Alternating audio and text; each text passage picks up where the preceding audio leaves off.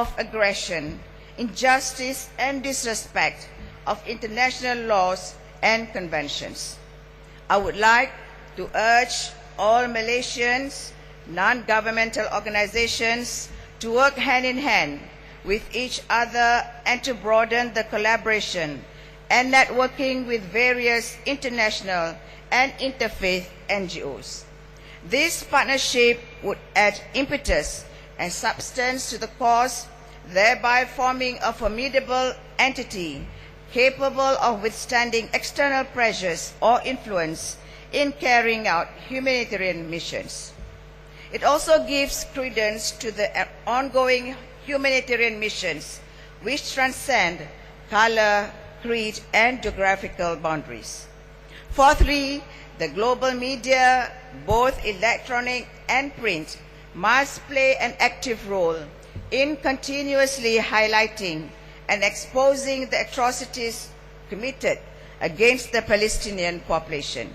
We must exploit all available modern communications technology to express our concern and to reach out to people all over the world, as well as in Palestine and Israel, to rise and rally to our cause in bringing humanitarian aid to the people of Palestine.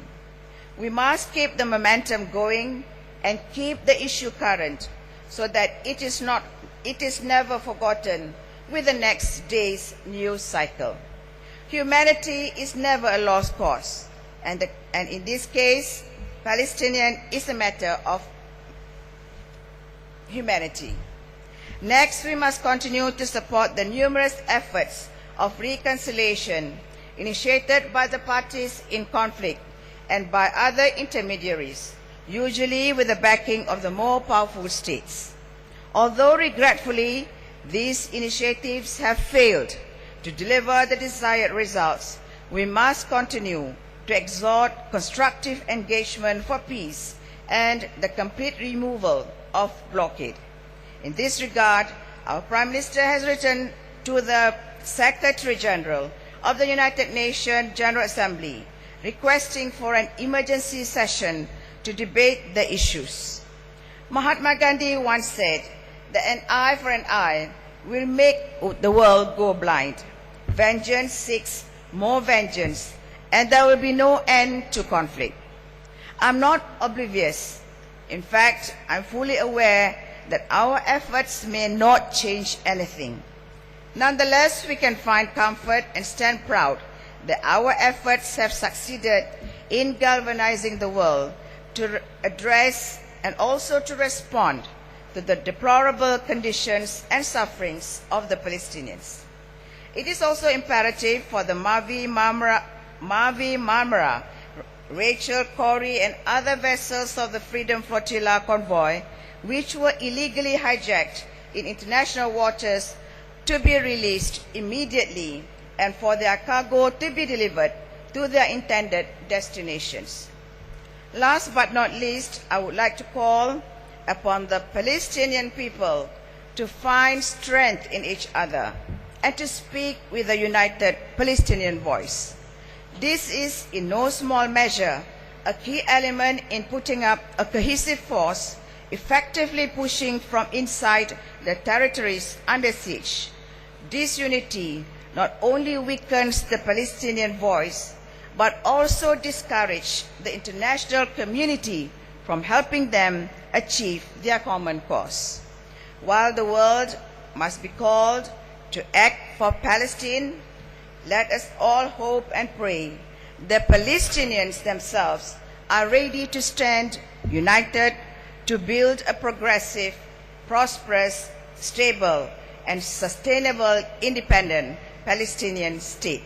Thank you. Assalamualaikum warahmatullahi wabarakatuh.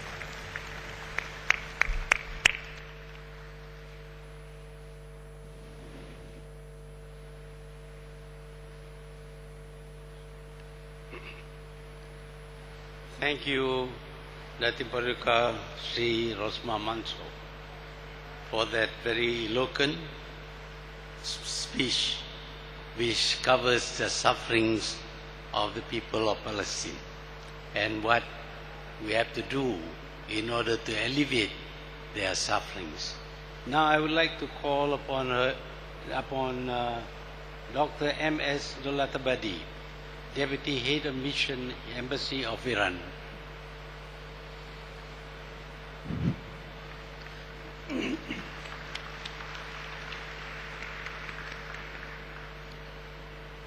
Bismillah ar-Rahman ar-Rahim. His Excellency Tun Mahathir Mohamad, Her Excellency Datin Rosma Mansour, Excellencies, distinguished audiences. First of all, I am really thankful to Perdana Global Peace Organization for arranging this seminar. And I am really honored to be in this gathering, breaking siege of Gaza. And also I would like to offer my condolences to the families of the victims of brutal attack on the Freedom Flotilla in international waters carrying humanitarian supplies to oppressed Gaza people, especially to the Turkish people on this tragic incident.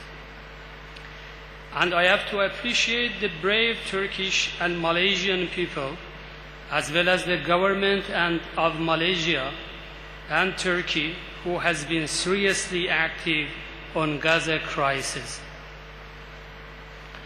Ladies and gentlemen, as you are aware, about 700 participants from 36 countries were in flotilla that was organized by international foundations, indicating that Gaza crisis has turned to an international concern, and because of the resistance of its people, Gaza has come onto the international agenda.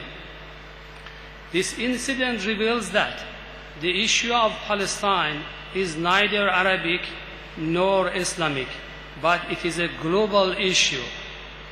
Therefore, support for Palestinian nation is support for all world nations, as well as the global peace and freedom. An attack to this international humanitarian aid can be considered an attack on freedom and humanity.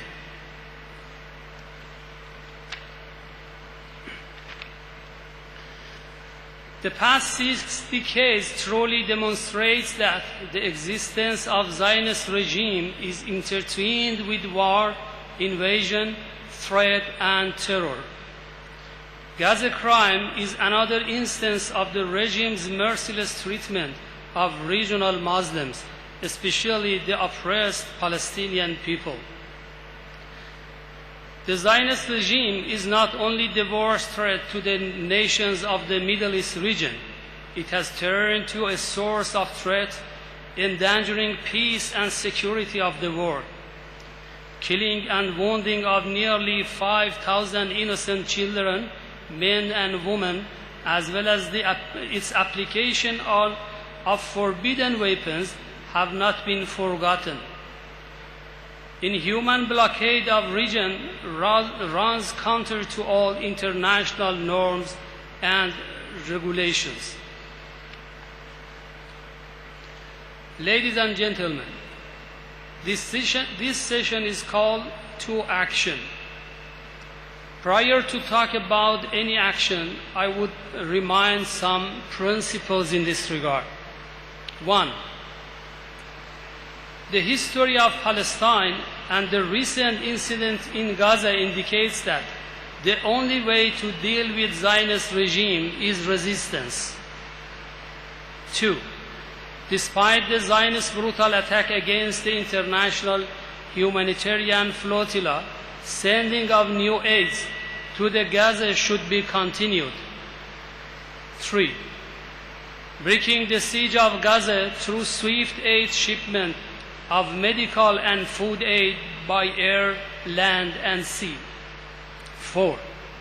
The Zionist authorities should understand continuation of Gaza Strip blockades will create more international reactions.